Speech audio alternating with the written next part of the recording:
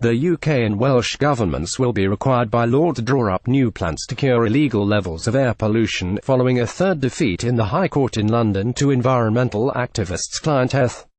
ClientEarth has won 3 court cases against the UK government for poor air quality. It follows a hearing in January, during which the organisation told the court that plans to curb the UK's illegal air pollution were inadequate. The judge, Mr. Justice Garnham, had reserved judgment until this morning.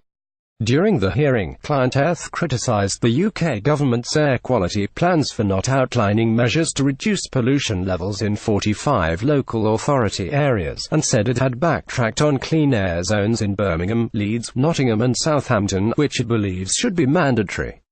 Ministers in 33 of the 45 local authorities will be required to identify pollution curbing measures as soon as possible. The other 12 are projected to be legal by the end of 2018.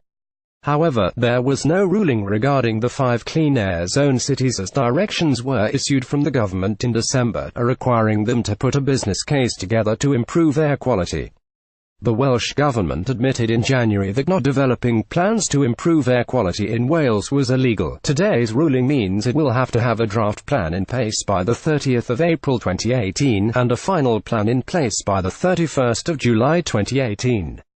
The ruling is likely to accelerate the rollout of clean air zones in cities across the country, and could also have a bearing on future taxation structures, both of which would affect fleets.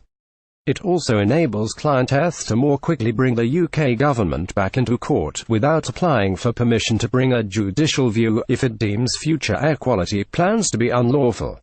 A move described as exceptional by Mr. Justice Garnham. The history of this litigation shows that good faith, hard work and sincere promises are not enough, and it seems court must keep the pressure on to ensure compliance is actually achieved, he said. ClientEarth lawyer Anna Heslop commented, "The problem was supposed to be cleaned up over 8 years ago, and yet successive governments have failed to do enough.